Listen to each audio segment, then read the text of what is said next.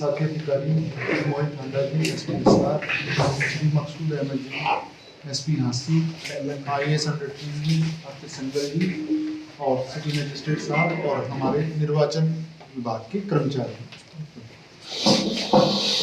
जैसा कि आपको विदित है, जनरल इलेक्शंस लोकसभा 2024 का इलेक्शन का अनाउंसमेंट हो चुका है। ये जो शब्द मैंने कहा इलेक्शन अनाउंसमेंट, ये सिग्निफिकेंट है जी। इसके बाद कुछ कार्य हमारे शुरू हो गए हैं। जैसे इलेक्शन अनाउंस होता है, मॉडल कोड ऑफ कंडक्ट वो लागू हो जाता है जी। मॉडल कोड ऑफ कंडक्ट एक व्यवस्था है जी, जिसमें सभी पॉलिटिकल पार्टीज, सभी इलेक्शन में ड्यूटी जो दे रहे हैं लोग और आम जनता, उनकी कुछ ऑब्लिगेशंस हैं, उनकी कुछ जिम्मेवारियां जो उनको पूरी करनी होती है, वो मैं आपको बताऊंगा। लेकिन उससे पहले जैसे आपको देखते हैं फेज 6 में हमारा इलेक्शंस होने हैं। अधिसूचना जारी होने की तिथि 29 अप्रैल 2024 है। नामांकन पत्र दाखिल करने की अंतिम तिथि 6 मई 2024 है। स्क्रूटनी जो होनी है 7 मई तक होनी है। विड्रॉल की जो डेट है वो 9 मई है। मतदान की तिथि 25 मई है। मतगणना 4 जून को है। चुनाव प्रक्रिया पूर्ण होने की तिथि 6 जून है। Model code of conduct election announce होने के बाद जब तक चुनावी प्रक्रिया खत्म नहीं होती है, तो 6 जून तक लागू रहेगा। इसके बाद जैसे जैसे इलेक्शंस की डेट्स आएंगी, वैसे वैसे ड्यूटीज अलग अलग काम करेंगे। मॉडल कोड ऑफ कंडक्ट में सभी पॉलिटिकल पार्टी से अपेक्षित है कि वो अपना जो काम है मॉडल कोड के हिसाब से करें। मॉडल कोड के साथ साथ RPA एक्ट 1951 में कुछ ऑब्लिगेशंस होती हैं, उन पे कौन कैंडिडेट हो सकते हैं, कौन कैंडिडेट नहीं हो सकते हैं। इसके साथ साथ में आपको जो पार्लियामेंट्री कॉन्स्टिट्यूंसी हिसार है, जिसका नंबर 4 है, मैं as returning officer nomination accept करेंगे हम। उसके बाद हम स्क्रूटनी करेंगे उनके बाद लिस्ट होगी, सिंबल्स देंगे हम उनको, वो प्रोसीजर हम करेंगे। इस कॉन्स्टिट्यूंसी में 9 ACs पड़ती हैं, जिसमें से 7 हिसार जिले में है, एक भवानी खेड़ा भिवानी जिले में, एक उचाना जींद जिले में है। हमारे यहाँ पर जो पोलिंग स्टेशन है अर्बन और रूरल मिलाकर 1305 हैं। पोलिंग स्टेशन लोकेशंस 586 हैं। प्रोजेक्टेड पॉपुलेशन 19,65,745 है। पॉपुलेशन डेंसिटी ये शायद ज़्यादा रिलेवेंट ना हो। पिछले पार्लियामेंट्री इलेक्शन में 72.49% का हमारा परसेंटेज रहा था, पोलिंग परसेंटेज। पिछला जो एक्सपीरियंस है वो ये कहता है कि जो अर्बन एरियाज हैं उनमें वोटिंग परसेंटेज स्टेट एवरेज से कम रहती है, जिसमें कि हिसार के सारे बूथ और कुछ बूथ नलवा कॉन्स्टिट्यूएंसी के हैं।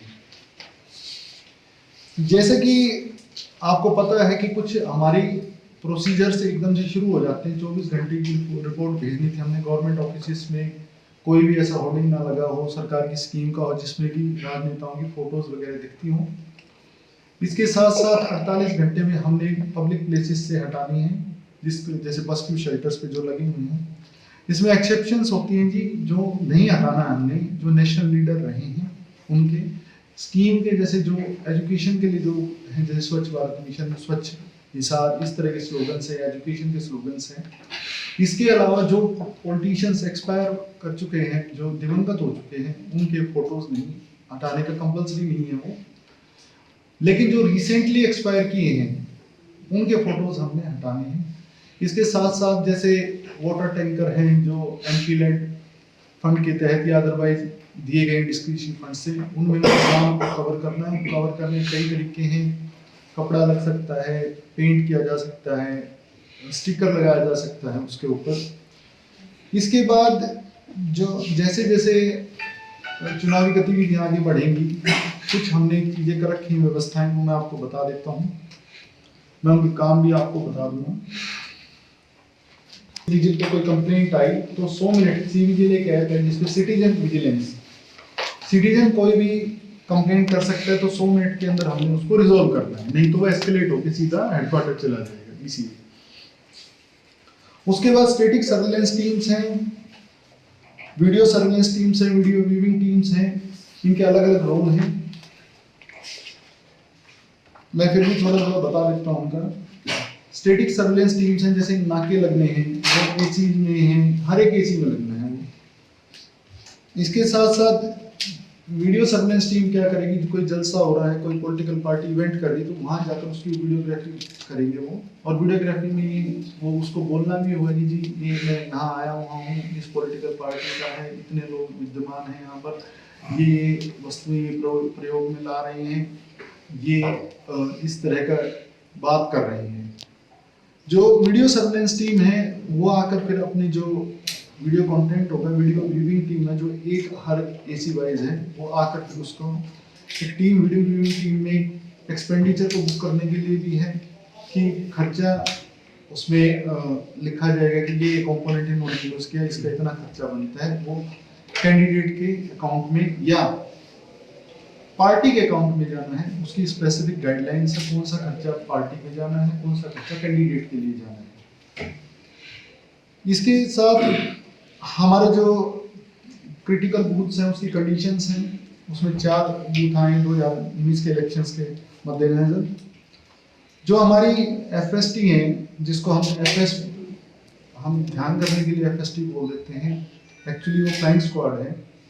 ऐसी 42 फ्लाइंग स्क्वाड है हिसार जिले के लिए 7 कॉन्स्टिट्यूंसी में। जो मैं आपको इंफॉर्मेशन यहाँ के लिए बता रहा हूँ, वही भिवानी के जो डीओ हैं और जींद के जो डीओ हैं, वो वहाँ की इंफॉर्मेशन, वहाँ की अगर आपको वो चाहिए तो हम अलग से आपको दे देंगे, लेकिन क्योंकि जिले की ब्रीफिंग है तो जिले के हिसाब से मैं आपको बता रहा हूँ। स्टैटिक सर्वेलेंस टीम्स हैं, इसमें 21 ऐसी टीम बनाई गई हैं। बीएसटी जो वीडियो सर्वेलेंस टीम्स हैं 21 बनाई गई हैं। वीडियो व्यूइंग टीम मैंने बताया 1 प्रति एसी बनाई गई हैं। अब जैसे बहुत बारी क्वेश्चन आता है कि एक्सपेंडिचर कितना कर सकते हैं कैंडिडेट्स, 95 लाख की लिमिट है जी लेटेस्ट लोकसभा इलेक्शन की। कोई कैश लेके जा रहा है तो उसकी लिमिट कोई कैश कैरी कर सकता है 50,000 रुपए का है, उसके बाद उसके पास कागज होनी चाहिए उसको जस्टिफाई करने की, राइट। बहुत सारी ऐसी चीजें हैं जो हमें रिपोर्ट्स अब आनी है, बैंक से आनी है हमारे पास, या बैंक में आगे इनकम टैक्स को बताना है, 10 लाख से ऊपर की ट्रांजेक्शन है, वो वाली चीजें हैं, वो स्पेसिफिक हमारे पास है। अब जो कमेटी ये देखेगी कि ये रिलीज करना है जिसमें एफआईआर नहीं होती हैं, जैसे रिलीज करना, उसके लिए ईसीआई की ही निर्धारित एक कमेटी है, सीओ जिला परिषद है, जिसमें डीईटीसी है और डीटीओ है, ट्रेजरी ऑफिसर्स। जैसे आपको पता है कि कुछ चीजें ऐसी होती हैं कि इलेक्शंस की मैनेजमेंट जो है उसमें कुछ प्रक्रियाएं अपनाई जाती हैं, उसे pre poll, during the poll and after the poll. तो एक हमारे फंक्शनरी सेक्टर ऑफिसर्स हैं जी, वो 103 हैं हमारे जो लगाए गए हैं। इसका कॉन्फ़िगरेशन 10 से 12 बूथ पे एक सेक्टर ऑफिसर लगता है जो कि सेक्टर मैनेजमेंट का काम करते हैं।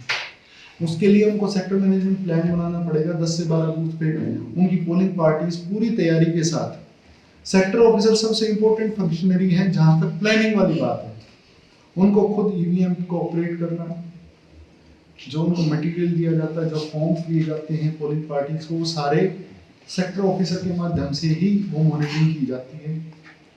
ऐसे 103 लोग ऑफिसर्स हैं, ये सीनियर मोस्ट ऑफिसर्स होते हैं। इसके अलावा 14 रिजर्व में रखे गए हैं लोग। इन लोगों का काम होगा, यहाँ से जैसे पोलिंग पार्टीज डिस्पैच होंगी वो अपनी जगह पहुंच जाए, जो उसका निर्धारित पोलिंग बूथ, जो कि थर्ड रैंडमाइजेशन के बाद डिसाइड होता है कि कौन सी पार्टी कौन से बूथ पे जाके काम करेगी। जैसे वो चली जाएंगी वो अपना पोलिंग बूथ सेटअप कर लें। आज सेक्टर ऑफिसर्स की सेक्टर पुलिस ऑफिसर्स के साथ कंबाइंड ट्रेनिंग कम मीटिंग की थी हमने, जिसमें उनको अच्छे से ग्रूम किया गया है। हमारे पास कॉम्प्लेसेंसी के लिए कोई स्पेस नहीं है कि भाई हम ये सोचें, अधिकारी कर्मचारियों को बता दिया गया है कि आपने पहले भी इलेक्शन कराए होंगे, मैंने भी पिछले इलेक्शन में मैं ARO था, हमने पंचायत के यूएलपी के मैंने जो हमने सभी सीनियर ऑफिसर्स, इवन हमने अपने अंडरटेकिंग ऑफिसर को ACUT को भी असाइनमेंट्स दिए कि जो आप इनको पढ़ो। सारे सीनियर ऑफिसर्स ने खुद वो चीज़ पढ़ी है। कुछ हिदायतें बीच बीच में आती रहेंगी, वो हम प्रेस रिलीज के माध्यम से या दोबारा प्रेस कॉन्फ्रेंस करके आपको बता देंगे। टाइम अभी काफ़ी है, उस तरह से 29 अप्रैल से हमारा प्रोसीजर जैसे शुरू होगा, लेकिन उसके बीच में जो भी हमारी कोई ऐसी बात नहीं कॉम्प्लेसेंसी, मॉडल कोड को लगाना, एमसीसी को एनफोर्स करके रखना सबसे बड़ा टास्क है, सबसे बड़ी प्रायोरिटी है प्रशासन की, जिला प्रशासन की। सभी इंजीनियरिंग डिपार्टमेंट्स के साथ मीटिंग कर ली गई है। कोई भी नया प्रोजेक्ट स्टार्ट करने से पहले, मतलब नया टेंडर लगाने से पहले पीसीआई की परमिशन की आवश्यकता रहेगी। वो हम सीओ ऑफिस के माध्यम से पीसीआई को भेजते हैं। वो जो कुछ जैसे स्टार कैंपेनर्स होते हैं, परमिशंस सीओ ऑफिस से होंगी, उनके व्हीकल्स वगैरह की परमिशन, क्योंकि वो अक्रॉस डिस्ट्रिक्ट्स देंगे। अपने विद इन डिस्ट्रिक्ट की परमिशंस हम करेंगे। कुछ पोर्टल्स हैं, सुविधा पोर्टल है परमिशंस के लिए। इसके अलावा कुछ सॉफ्टवेयर जिला स्तर पे बनाए गए हैं। वो इसलिए बनाए गए हैं जैसे इनोवेशन हो, कुछ काम इजी हो सके हमारा। जैसे डैशबोर्ड है, जैसे हम ये मॉनिटर करना चाहें कि हमारे कितने पोलिंग बूथ सेटअप हो चुके हैं। जैसे टीम चली जाती है दोपहर में ट्रेनिंग के बाद, उसके बाद हम मॉनिटर कर पाए कितने लोग पहुंच गए हैं वहां पर। एक क्यू मैनेजमेंट का सॉफ्टवेयर सोच रहे हैं, इन्होंने बना रखा है यहाँ पे एनआईसी की जो यूनिट हमारी, ये साथी अध्यक्षता में। लाइन में कितने लोग, कितने बजे तक कितने लोग हैं, ताकि लोग ये पता कर सके किस बूथ पे, उस बूथ पे, फला बूथ पे मैंने वोट डालने जाना है, कितने लोग वहां पर हैं। इसके अलावा जैसे जैसे हिदायतें हमारे पास आएंगी हम करेंगे। मैं आपको मॉडल कोड के कुछ फीचर्स बता देता हूं, जो हो सकता है आपके क्वेश्चन भी हो। हमारे 72 घंटे के अंदर हमने जो प्रोजेक्ट स्टार्ट नहीं हुए और जो प्रोजेक्ट स्टार्ट हो चुके हैं उनकी लिस्ट डीओ ऑफिस में आ जाएगी।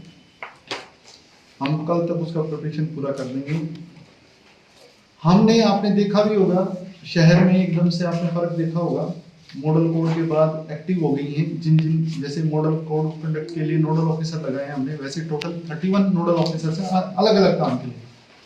कमीशन की तरफ से सजेस्टेड 16 नोडल ऑफिसर थे, लेकिन उन्होंने ये भी लिख रखा कि भाई आप अपने स्तर पे लगा दो अगर आपको जरूरत लगती है तो। हमने पोस्टर्स हटा दिए पब्लिक प्लेसेस से, गवर्नमेंट ऑफिस से। फिर भी कोई ऐसा कोई रह गया है तो वो हम सर्टिफिकेट ले लिया गया है, लेकिन अगर कोई गलती कहीं रह जाएगी तो उससे फिर अधिकारी से पूछा जाएगा जी ये कैसे रह गया है। कोई कॉम्प्लेसेंसी नहीं है, कोई किसी के लिए लीनियंसी नहीं है कि जी कोई अधिकारी ये कह दे जी हमने हटवा दिए हैं और वो हटे ना हो। सभी ऑफिसर्स, सीनियर ऑफिसर्स को लगाया गया है। ट्रेनिंग के जो नोडल ऑफिसर रहेंगे शालिनी चीतल मैडम है, ट्रेनिंग अच्छे से करा रहे हैं। बल्कि हमने ये सोचा है कि जैसे जो सॉफ्ट कॉपीज हैं वो भी उनको प्रोवाइड करा दी जाए। एम्प्लॉइज वेलफेयर के लिए हमने एक नोडल ऑफिसर अलग से लगाया है, डीएफएसओ साहब को। एम्प्लॉय वेलफेयर से मतलब ये है कि जिस दिन डिस्पैच होगा, रिसीट होगा, रिसीविंग टीम्स होंगी, जैसे उनका जो व्यवस्था देखनी है। दूसरा, जो पोलिंग बूथ्स पर हमारी पोलिंग पार्टीज होंगी। First aid box CS officer जो बनते हैं सिविल सर्जन के, वो उनको बोल दिया गया है, हिदायतें जारी कर दी गई हैं। इंजीनियरिंग डिपार्टमेंट्स का जैसे मैंने बताया आपको, बिल्कुल सख्ती से अभी भी हमारे पास कुछ आए थे प्रोजेक्ट्स, तो हमने फाइल पे लिख दिया कि इसका सीओ ऑफिस से परमिशन के लिए भेजेंगे। कोई भी प्रोजेक्ट हमारा जो अलॉट हो चुका था और उसका एक्चुअल वर्क ग्राउंड पे शुरू हो गया है, सिर्फ वही शुरू हो सकता है, अभी बाकी नहीं होगा। चाहे वर्क अलॉट हो रखा हो लेकिन ग्राउंड पे शुरू नहीं हुआ है तो वो काम नहीं कराएंगे। इसके अलावा अगर आपका कोई प्रश्न है तो प्लीज पूछिए। वो सर, संवेदन और अति संवेदनशील कितने बूथ बनाए गए हैं और उनकी किस सेंसिटिव और हाइपर सेंसिटिव, ये डिक्शन अब यूज नहीं करती पीसीआई। एक ही है क्रिटिकल बूथ। वो जो क्रिटिकल बूथ अभी तक हमारे पास 4 हैं, वो डेटा लॉ एंड ऑर्डर से भी संबंधित कंडीशंस हैं उसकी, और उसके अलावा वोटिंग पैटर्न से भी संबंधित है, क्योंकि 90% वोट होगी, 70% एक ही कैंडिडेट को चलेगी। तो ऐसे 4 आएंगे। वल्नरेबिलिटी मैपिंग जैसे सेक्टर ऑफिसर्स हैं, उन्होंने 3 दिन के अंदर हमें रिपोर्ट देनी है। एक बार हमने रिपोर्ट ले ली थी इलेक्शन अनाउंसमेंट के 3 दिन के अंदर। 5 दिन के अंदर वो, मतलब अगले 2 दिन में वो एआरओ के माध्यम से हमारे पास आ जाएगी क्रॉस वेरिफिकेशन के लिए। एसडीएम रैंक से नीचे का अधिकारी नहीं होना चाहिए, वो उसको एनालाइज करेंगे और फिर हम और एसपी साहब मिलकर करेंगे। एक नंबर जारी की ओर से क्या किसी 1950 नंबर कोई जारी किया गया? हाँ जी, वो कंप्लेंट्स के लिए है जी। किसी को कोई कंप्लेंट दर्ज करानी तो उससे कर सकते हैं, ऐप भी डाउनलोड कर वो भी कर सकते हैं। उसमें संबंधित कर्मचारी की ड्यूटीज भी लगी हैं, किसी विजिल की कंप्लेंट आई, फ्लाइंग स्क्वाड एकदम से एक्टिवेट हो जाए ताकि उसको रिजॉल्व किया जा सके 100 मिनट के अंदर।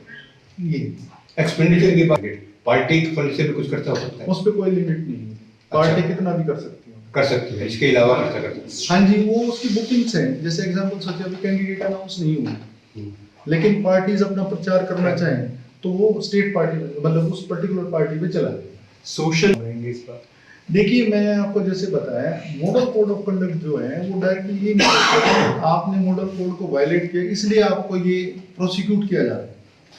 जो अंडरलाइंग लॉ है, आईपीसी की धाराएं हैं जिसमें कि जाति, धर्म या सामाजिक समूह के बेसिस पे कोई हेट्रेड ना फैलाए, नफरत ना फैलाए, उनके तहत प्रोसिक्यूट किया जा सकता है।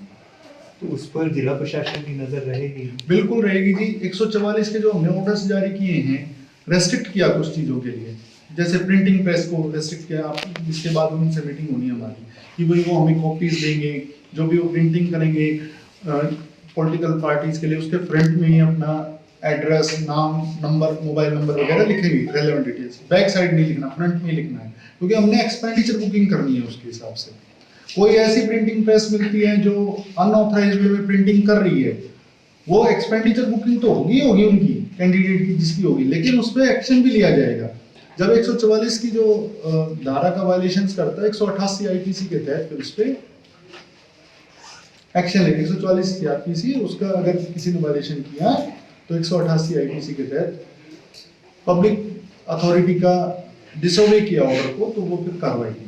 सर होर्डिंग और रैली के लिए कोई अलग से स्थान निश्चित किए जाएंगे या फिर कहीं? हाँ जी बिल्कुल निश्चित किया गया, ARO लेवल को निश्चित किए जाएंगे। अगर कोई ऐसी, और उसमें भी ये बात ध्यान की जाएगी इक्विटेबल डिस्ट्रीब्यूशन हो, कोई ऐसा भेदभाव नहीं होना चाहिए, एक पार्टी को अलाउ किया जा रहा है, कैंडिडेट को अलाउ किया जा रहा है, दूसरों को नहीं अलाउ किया जा रहा है। ऐसी जो शिकायतें आई थी उसको बिल्कुल ऑफिसर को स्ट्रिक्टली बोल दी गई है, इक्विटेबल होना चाहिए, सबको इक्वल एक्सेस हो। ये तो होर्डिंग्स की बात हुई, गवर्नमेंट ने जो टेंडर किया हुआ है उनके लिए क्या गाइडलाइन? जैसे हमने टेंडर किया हुआ है, जैसे निगम से टेंडर हो जी गया, जी, उसको हम डेजिग्नेट करेंगे। अगर हमने उनको डेजिग्नेट नहीं किया होगा तो वो नहीं कर सकते।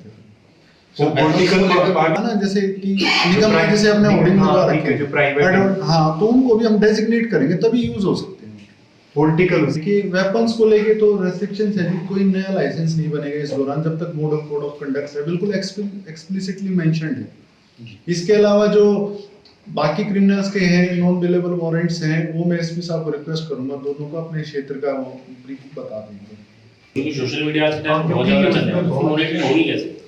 हमारी जैसे मैं आपको बताऊं, जो कैंडिडेट्स होते हैं जैसे एक होता है फ्री अकाउंट होता है जैसे, और एक होता है स्पॉन्सर्ड अकाउंट होता है। तो जैसे वीडियो व्यूइंग टीम्स हैं जो उनसे ये काम कराएंगे मॉनिटरिंग, स्पेशल टीम होंगी, स्पेशल टीम्स। सर ये नाके लगाने की बात कर रहे थे, ये कब से प्रभावी होंगे? हम उम्मीद कर रहे हैं कल से हम प्रभावित करने का प्रयास कर रहे हैं। कितने कहाँ कितने? ये हमारे 21 जगह है, स्टेटिक टीम्स 21 हैं ऐसी। इसमें स्टेट बॉर्डर्स भी आ जाएंगे क्या आ जाएंगे? तो नाकों में स्टेट बॉर्डर्स विद इन हाँ जी। अधिकारी डिस्ट्रिक्ट मैजिस्ट्रेट साहब ने आपको बताया कि इलेक्शन अनाउंस हो गया। जो अंडरलाइंग स्पिरिट है इसमें पूरे डिस्ट्रिक्ट मशीनरी की और पुलिस की, वो विशेष तौर पे यही है कि स्वतंत्र, निष्पक्ष और शांतिपूर्ण चुनाव करवाए जाएं।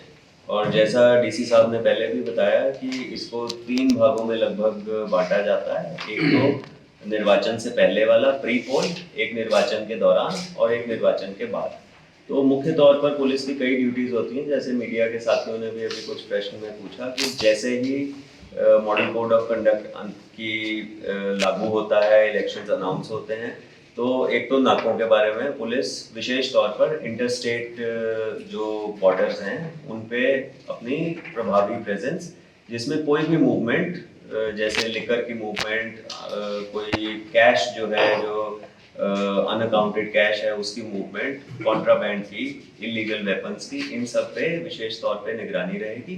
और जैसे जैसे हमारे पास फोर्स आती है, नॉर्म्स बहुत क्लियर हैं इलेक्शन और प्रीवियस इलेक्शंस को देखते हुए, वल्नरेबिलिटी को देखते हुए हमारी फोर्स की प्रोजेक्शन होती है, जिसमें हमें ये पता लगता है बूथ के लिए, नाकों के लिए या अन्य ड्यूटीज के लिए, पेट्रोलिंग के लिए हमें कितनी फोर्स चाहिए। और चरणों में चुनाव हो रहा है, तो जो पैरामिलिट्री है वो जब बाकी चरणों से जैसे ही वो फ्री होते हैं तो फिर वो यहाँ पे भी आ जाते हैं। तो अकॉर्डिंगली हम उसको स्केल करेंगे। वो सारी प्लानिंग की जा चुकी है लगभग, इलेक्शन कमीशन के नॉर्म्स के मुताबिक, स्टेट पुलिस नोडल ऑफिसर की इंस्ट्रक्शंस के मुताबिक वो सारा किया जाएगा। एक जैसे विशेष तौर पे आपने बात बताई वेपन्स के, जो लाइसेंस्ड वेपन है, जो लाइसेंस शुदा वेपन है, उन सब में स्टैंडर्ड गाइडलाइंस यही है कि वो सारे जो वेपन्स हैं वो जमा होंगे, या वो अपने नज़दीकी पुलिस स्टेशन में या जो लाइसेंस्ड गन हाउसेस हैं वहाँ पे वो जमा करवाएंगे।